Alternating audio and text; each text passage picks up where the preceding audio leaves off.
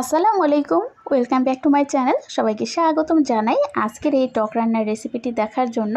তো এটা তৈরি করব ছোট মাছ দিয়ে চালতা দিয়ে টক রান্নার রেসিপি। বাজারে চালতাটা এখন অ্যাভেলেবেল পেয়ে যাবেন। আর এটা যে খেতে কতটা অসাধারণ লাগে একবার ট্রাই করবেন, ইনশাল্লাহ অনেক অনেক ভালো লাগবে।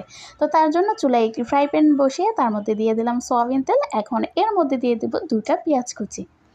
এই তো পেঁয়াজটা একটু নেড়ে চেড়ে ভেজে নেব, বেশি কালার করবো না, জাস্ট এইটুকু ভেজে এর মধ্যে দিয়ে দেবো স্বাদ মতো লবণ, দিয়ে দিলাম সামান্য একটু আদা রসুন বাটা। এখন কিছুক্ষণ একটু ভেজে নেব। যখন ভেজে নেওয়া শেষ হবে এখন এর মধ্যে দিয়ে দেবো আমি ছোট মাছগুলো। এই তো আপনারা যে কোনো ছোট মাছ দিয়ে এই টক রান্নাটা করে নিতে পারেন, যে কোনো ছোটো মাছ দিয়ে এটা তৈরি করে নেওয়া যায়। তো মাছটা আমি একটু ভেজে নিচ্ছি, আমার যে কোনো মাছই ছোটো হোক বড় হোক ভেজে না নিলে আমার ভালো লাগে না। তো এই তো ভেজে নিচ্ছি। তো অনেকেই আছেন যে কাঁচা মাছগুলো কীভাবে যেন সেদ্ধ করে রান্না করে খায়, মানে আমার ওটা ভালো লাগে না, ভাজা ছাড়া আমি খেতেই পারি না।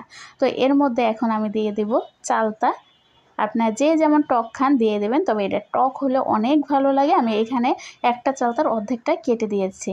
এখন এর মধ্যে দিয়ে দিব আমি হাফ চামচের চেয়ে একটু বেশি হলুদের গুঁড়া, হাফ চামচ মরিচের গুঁড়া, আর দিয়ে দেব হাফ চামচের চেয়ে একটু কম ধনিয়ার গুঁড়া। এই তো জাস্ট এইটুকু করে নিই। এখন একটু মিক্স করে নেব, খুব আলতোভাবে মিক্স করে নিতে হবে। এই তো অল্প একটু মিক্স করে নেওয়ার পর এখন এর মধ্যে আমি দিয়ে দেব পানি। এই তো এটা কোনো কষানোর প্রয়োজন নেই, জাস্ট পানি দিয়ে দিলাম এখানে 2 কাপের মতো। তো এখন এটা নেড়ে চেড়ে মিক্স করে আমি মশলাগুলো সব সুন্দরভাবে মিক্স করে নেব।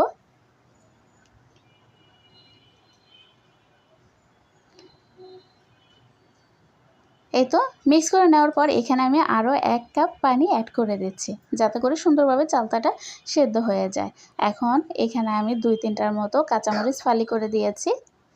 ঢাকনা দিয়ে ঢেকে এটা আমি সেদ্ধ করে নেব।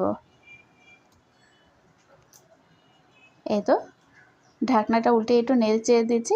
চালতাটা সেদ্ধ হওয়ার আগ পর্যন্ত এটা আমি রান্না করে নেব।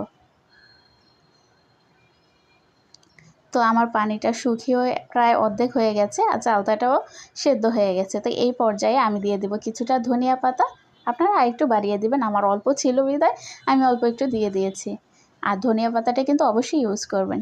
এই তো ধনিয়া পাতা দেওয়ার পর 5 মিনিট একটু রান্না করে নেব। তারপর চুলা থেকে নামিয়ে গরম গরম ভাতের সাথে পরিবেশন করুন, কত যে মজার হয়ে থাকে। এই গরমে যদি এই টকটা দিয়ে ভাত খান, শরীর মন একদম ঠান্ডা হয়ে যাবে। অসম্ভব মজার হয়ে থাকে এই টক রান্নাটা। আর শুধু এই টক দিয়েই 1 প্লেট ভাত অনায়াসে খেতে পারবেন ইনশাল্লাহ। আর এই রেসিপিটা আমার বিয়ের পর আমি আমার শাশুড়ি মায়ের কাছ থেকে শিখেছি, এতটা ভালো লেগেছে তো আপনাদের কাছে শেয়ার না করে পারলাম না। তো ভিডিওটা কেমন লেগেছে অবশ্যই কমেন্ট করে জানাবেন। তো সবাই ভালো থাকবেন, আল্লাহ হাফেজ।